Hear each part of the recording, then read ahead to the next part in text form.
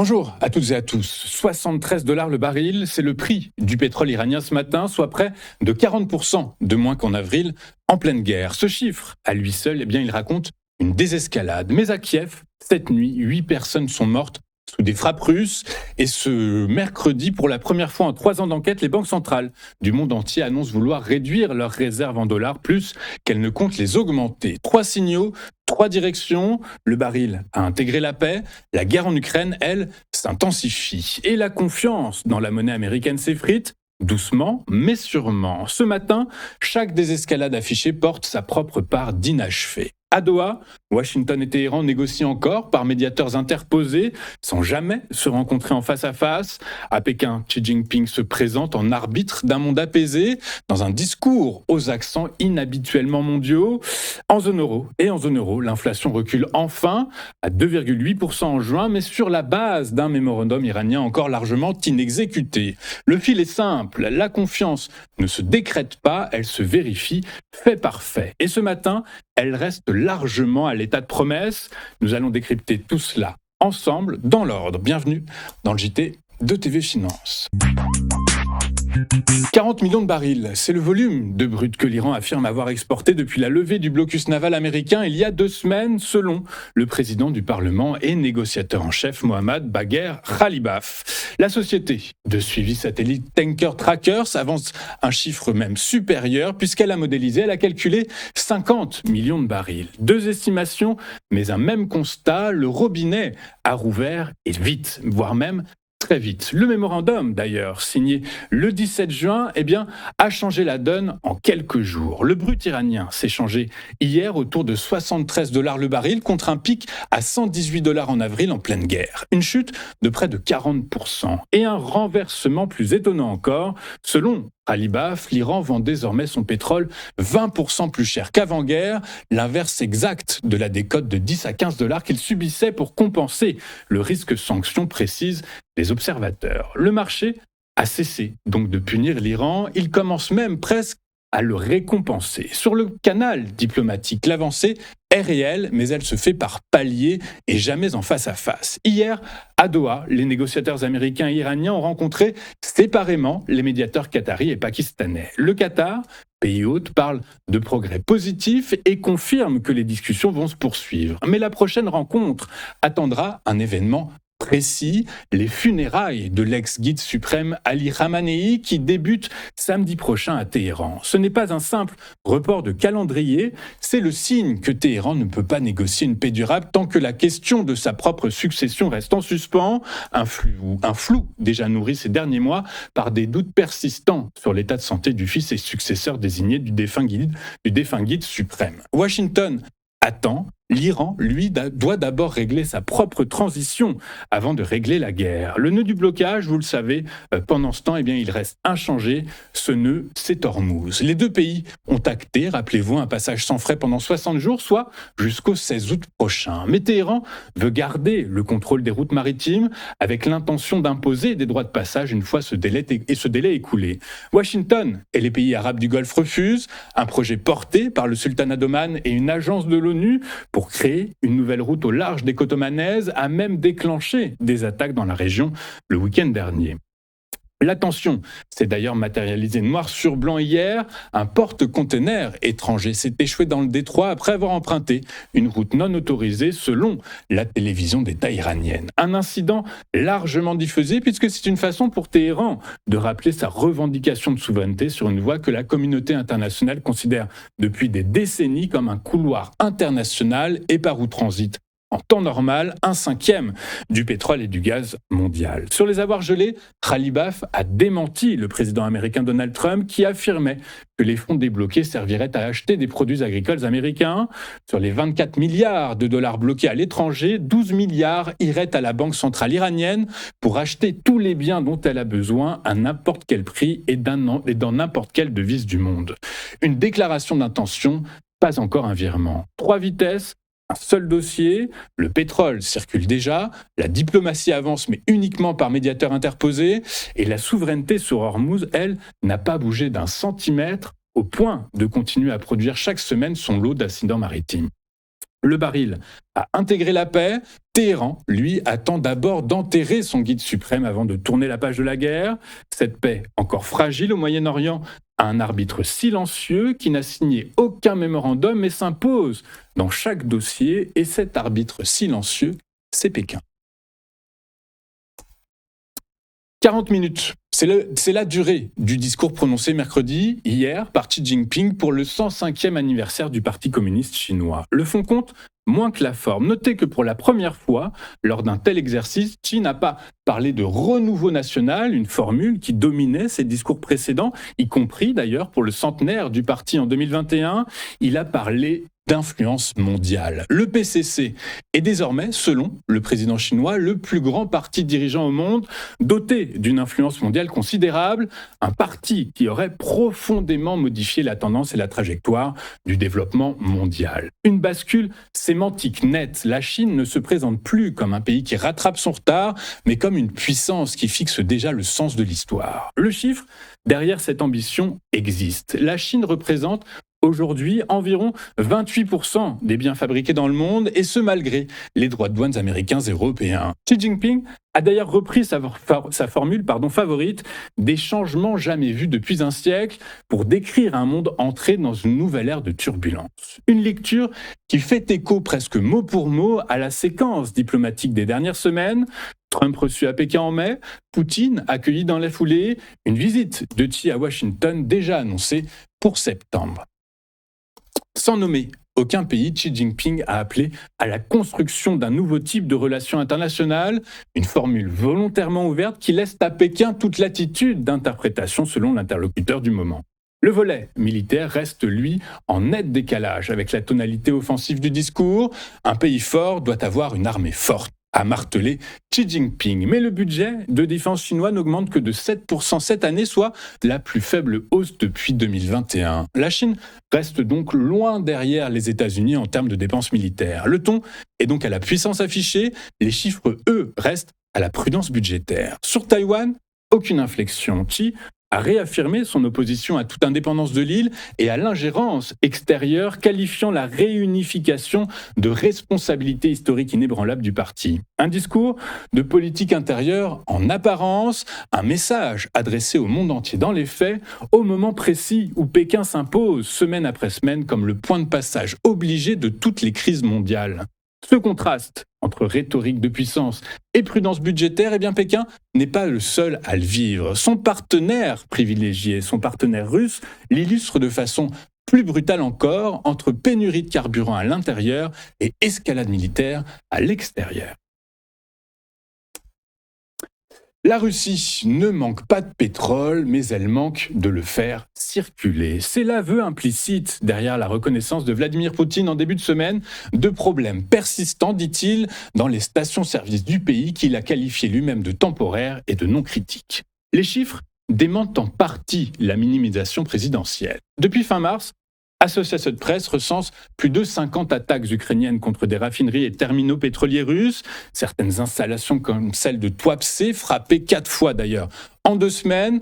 Résultat, eh bien, le raffinage de brut a chuté de 25% en juin sur un an à 3,95 millions de barils par jour, un plancher inédit depuis 20 ans selon les observateurs. La production d'essence, elle, recule de 17%. Un tiers de la capacité nationale de raffinage serait d'ailleurs à l'arrêt selon ces mêmes observateurs. Mais le cœur du problème est ailleurs. Poutine affirme que les stocks d'essence ne sont inférieurs que de 4% à l'an dernier, un chiffre que les analystes ne contestent d'ailleurs pas. Le pays dispose de réserves suffisantes. Le problème, c'est qu'elles sont mal réparties, nous explique-t-il. Preuve en Sibérie, à Omsk, où se trouve l'une des plus grandes raffineries du pays, eh bien les ventes ont été plafonnées à 40 litres par véhicule, et ce sans qu'aucun site local n'ait été touché.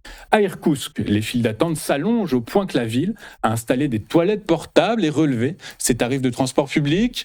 Redistribuer le carburant à l'échelle d'un territoire aussi vaste, eh bien, ça ne peut pas se faire du jour au lendemain selon les observateurs, puisque ce sera une opération logistique colossal. Les réparations, elles, prendront des mois. La raffinerie de Moscou, qui alimentait 40% de la capitale, ne sera pas opérationnelle avant l'automne, freinée par des équipements importés difficiles à remplacer sous sanctions internationales. Moscou a répondu à cette campagne par l'escalade et non pas par la négociation. En effet, cette nuit, la Russie a mené sa pire attaque contre Kiev depuis mi-juin, avec des missiles balistiques, des missiles de croisière et des drones qui ont frappé simultanément les 10 arrondissements de la capitale ukrainienne. Bilan, au moins 8 morts, 34 blessés, selon le chef de l'administration militaire de la ville, Timur Tchakchenko. Le maire, Vitali Klitschko, a fait état, lui, de l'effondrement des 6 premiers étages d'un immeuble résidentiel après un impact direct et 2 personnes piégées dans un autre bâtiment de 9 étages.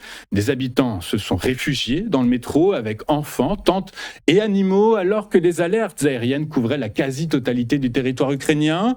Le président ukrainien Volodymyr Zelensky, alerté par ses services de renseignement d'une attaque imminente, avait d'ailleurs écourté un déplacement à Dublin pour rentrer précipitamment.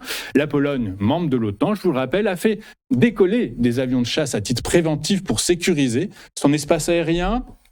Kiev présente sa campagne contre les raffineries comme un levier de pression pour pousser Moscou vers un règlement du conflit entré dans sa 5e année.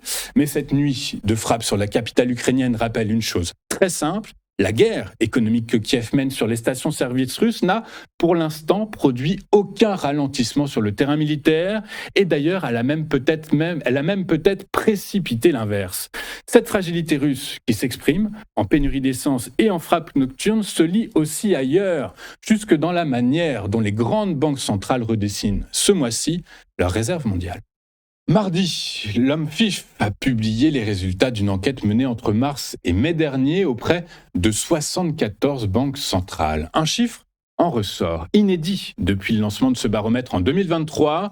Pour la première fois, plus de banques centrales prévoient de réduire leurs avoirs en dollars que d'en accroître. 3 ans de suivi, un seul basculement, et celui-là compte énormément. Le mécanisme est politique avant d'être monétaire. Ce n'est plus l'instabilité budgétaire américaine que les banques centrales sanctionnent, c'est le comportement géopolitique de Washington lui-même. Une guerre au Moyen-Orient déclenchée en partie par les États-Unis, une politique tarifaire erratique, une Maison-Blanche imprévisible. Le rapport est explicite. La géopolitique a supplanté la politique intérieure comme facteur de défiance.